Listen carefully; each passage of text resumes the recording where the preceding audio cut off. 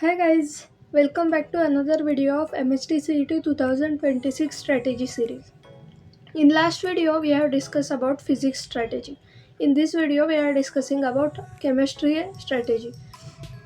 So basically chemistry subject is fully theoretical, so its strategy is pretty simple, but let's discuss it in this video. First of all, I'll introduce myself. I am Sharvari Moy. I have scored 99.62 percentile in PCM CET and 99.38 percentile in PCB CET. So I have cracked both CETs and I know the basically pattern of both CETs. So without wasting our time, let's start the video. Our HSC board's chemistry, which is gonna come to our MST CET exam, is basically divided into four parts: physical chemistry, organic chemistry, inorganic chemistry, and applied chemistry. So, as you know, 11th syllabus is of the 20% part of MST CET exam, and 12th syllabus is remaining 80% part of MST CET exam. So let's discuss every part. यानी कि हम पहले physical chemistry discuss करेंगे, बाद में organic, फिर inorganic और फिर applied. So let's discuss every part one by one. First of all, let's discuss physical chemistry. So physical chemistry syllabus a pretty vast but a pretty simple also. So let's see first 11 syllabus. So here in my hand we have 11 syllabus. First of all, some basic concepts of chemistry we have. Then we have redox reaction, states of matter, adsorption and collide. ये surface chemistry का part है जो कि physical chemistry की एक सब branch मानी जाती है. बाद में we have chemical bonding, structure of atom. This total 6 chapter we have from 11th syllabus, and then from 12th syllabus we have solid state, solutions, ionic equilibria, chemical thermodynamics, electrochemistry and chemical kinetics. 6 chapter from 11th and 6 chapters from 12th. Overall 12 chapters of physical chemistry are in our chemistry syllabus. So basically physical chemistry का weightage सबसे ज़्यादा होता है. Physical और organic भी अगर आप करते हो तो ये दोनों मिला के 35 से 38 क्वेश्चंस बन जाते हैं पेपर. ये दोनों अगर आप ठीक से करोगे तो आपके 95 प्लस परसेंटाइल ईजीली आ जाएंगे केमिस्ट्री में. सो फिज़िकल केमिस्ट्री में बेसिकली क्या होता है, तो पहला मेन पार्ट जो है फिजिकल केमिस्ट्री सब वो कवर होता है न्यूमेरिकल से. तो न्यूमेरिकल के लिए आपको क्या करना है, एक चैप्टर लेना है. फॉर एग्जांपल हम अभी पकड़ते हैं सॉल्यूशन. सॉल्यूशन में जितने भी फॉर्मूले वो सारे आपको लिख लेने हैं, एक ऐसी फार्मूला शीट बनानी है. सो अगर आप वो बनाओगे तो आपके फॉर्मूले एक जगह पे उस चैप्टर के तैयार हो जाएंगे. बाद में आपको क्या करना है, एक आधी स्टैंडर्ड बुक या फिर आपका जो PYQs है ऑनलाइन, बहुत से प्लेटफॉर्म पर PYQs अवेलेबल है, ये लेना है. समझ सॉल्यूशन चैप्टर के आपने लिए, फार्मूला शीट है आपके पास, तो उसमें से जितने भी न्यूमेरिकल टाइप जो भी PYQs है या फिर MCQs है वो आपको सॉल्व करने हैं. और बाद में अगर आपको बोर्ड्स की भी तैयारी करनी है साइड बाय साइड, तो जो फार्मूले के हमारे यहाँ पे ये दिए हुए हैं प्रूफ्स, वो भी आपको साइड बाय साइड लिख लेना है. इंपॉर्टेंट डेफिनेशंस लिख लेनी है, इंपॉर्टेंट एग्जांपल्स लिख लेना है. लेकिन फिजिकल केमिस्ट्री में कैसा है, 70% न्यूमेरिकल्स आते हैं और 30% थियोरी आती है. सो आपको दोनों तरफ इक्वली ध्यान देना ज़रूरी है, क्योंकि अगर आप ये 100% कर लोगे तो अगर आपने अप्लाइड केमिस्ट्री का एक आधा चैप्टर छोड़ दिया तो भी चल जाएगा. नेक्स्ट आता है ऑर्गेनिक केमिस्ट्री. ऑर्गेनिक केमिस्ट्री का 11th के सिलेबस में सिर्फ 2 ही चैप्टर है. पहला तो हाइड्रोकार्बन और दूसरा प्रिंसिपल ऑफ ऑर्गेनिक केमिस्ट्री. ये 2 चैप्टर जो है वो पूरी तरह से बेसिक चैप्टर है.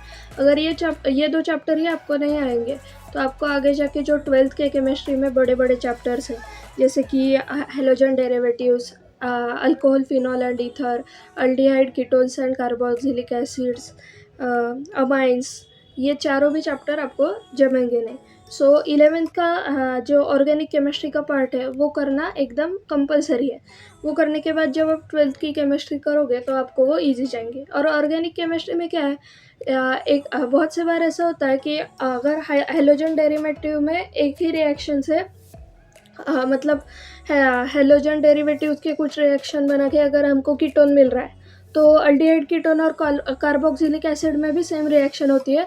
और अगर वो हेलोजन डेरिवेटिव्स में केमिकल प्रॉपर्टीज़ में है तो यहाँ पे वो प्रिपरेशन ऑफ कीटोन्स में होगी, इतना ही फ़र्क होगा, इसलिए बहुत से रिएक्शंस रिपीट होते हैं। इसके शॉर्ट नोट्स में आप क्या कर सकते हो, तो आप स्टैंडर्ड रिएक्शन लिख सकते हो, जैसे कि आप अल्किल ग्रुप की जगह आर यूज़ कर सकते हो। बाद में जो हेलोजन डेरिवेटिव्स है, हेलो अल्किन्स या फिर हेलो अरेन्स के लिए आप आर एक्स या फिर ए आर एक्स यूज़ कर सकते हो। ऐसे स्टैंडर्ड रिएक्शन आप एक पेज पे लिख ले सकते हो या फिर एग्जाम्पल के साथ लिख ले सकते हो।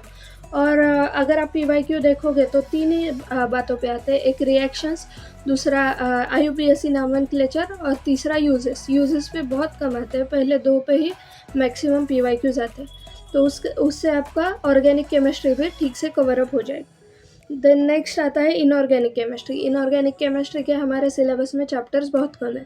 11th का सिर्फ एक ही चैप्टर है, group elements of group 1 and 2, और 12th के आई थिंक 3 चैप्टर है। हाँ, 3 चैप्टर है। एलिमेंट्स ऑफ ग्रुप 16, 17, 18 ये एक चैप्टर है। बाद में transition and inner transition elements ये एक चैप्टर है, और कोऑर्डिनेशन कंपाउंड्स ये एक चैप्टर है। सो अगर आप ये 4 चैप्टर ठीक से करते हो, लेकिन इनऑर्गेनिक में क्या है, आपको टेक्स्ट बुक रीड करना ही पड़ेगा, उसके अलावा आपको ये 3-4 चैप्टर नहीं आएंगे, क्योंकि इनऑर्गेनिक में बहुत बेसिक तरीके से क्वेश्चन पूछे जाते हैं। आपके टेक्स्ट बुक में वो जो भी चार्ट्स है, जो भी फ्लो डायग्राम्स है, उससे भी क्वेश्चंस आ सकते हैं, उसके यूजेस में से, उसके रिएक्शंस में से, ऐसे क्वेश्चंस पूछे जा सकते हैं। तो उसकी तरफ आपको बहुत ध्यान देना है। और इसके शॉर्ट नोट्स आप in a form of flow diagrams या फिर in a form of charts बना सकते हो। आपके टेक्स्ट बुक में भी बहुत सारे चार्ट्स दिए हुए हैं। और अगर आप इसके PYQs देखोगे तो आपको पता चलेगा कि टेक्स्ट बुक की जो लाइन्स है उससे ही क्वेश्चंस पूछे जा रहे हैं, या फिर टेक्स्ट बुक में दिए गए जो चार्ट्स है उससे ही क्वेश्चन पूछे जा रहे हैं। और इसके भी 70 to 80% क्वेश्चन ईजी होते हैं, 20% ही ऐसे क्वेश्चन होते हैं जो टेक्स्ट बुक में भी बहुत ज़्यादा आपको डीप में से पूछे जा सकते हैं। सो केमिस्ट्री इज़ ईजी। केमिस्ट्री में आप 95 प्लस स्कोर कर सकते हो, 98, 99 तक भी जा सकते हो अगर आप शिद्दत से पढ़ो तो। बाद में अप्लाइड केमिस्ट्री वैसे भी बहुत छोटी है, इसमें से क्वेश्चन आने के चांसेस लाइक 5 to 10% क्वेश्चन इसमें से आते हैं, वो भी मैक्सिमम। और वो भी अगर पिछले 5-6 साल के आप ये देखो PYQs, तो आपको एक पैटर्न नज़र आएगा कि हर 2 साल के बाद ऐसे क्वेश्चन रिपीट होते हैं, हर 1 साल के बाद ऐसा क्वेश्चन रिपीट होता है। इसमें 11th का एक ही चैप्टर है जिसका नाम है केमिस्ट्री इन एवरीडे लाइफ, और 12th के 3 चैप्टर है, एक बायोमोलिक्यूल्स, दूसरा पॉलीमर्स, और तीसरा green chemistry and nano chemistry. ये 3 अगर आप ठीक से कर लो, और 11th का भी अगर आप ठीक से कर लो, तो green chemistry and nano chemistry तो 1-2 पेज का है ये चैप्टर है। बाद में बायोमोलिक्यूल्स और पॉलीमर्स में तो सिर्फ क्लासिफिकेशन ऑफ पॉलीमर्स भी अगर आप ठीक से करो एग्जाम्पल के साथ, तो आपको वो ठीक से याद हो जाएगा। नेक्स्ट बायोमोलिक्यूल्स से हर एक बच्चे को हार्ट जाता है, और उसमें से ज़्यादा क्वेश्चन भी नहीं आते।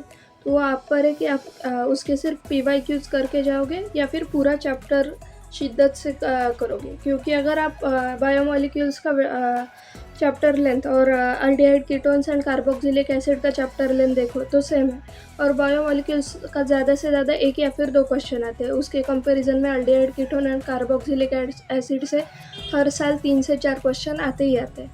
सो आपके मन पर है, आप ये और में भी छोड़ सकते हो, या फिर आपके पास अगर टाइम है तो आई विल सजेस्ट यू कि आप ये भी चैप्टर करके जाओ। नेक्स्ट जो भी हमारा केमिस्ट्री का पार्ट है उसमें 3 चीज़ें बहुत इंपॉर्टेंट है।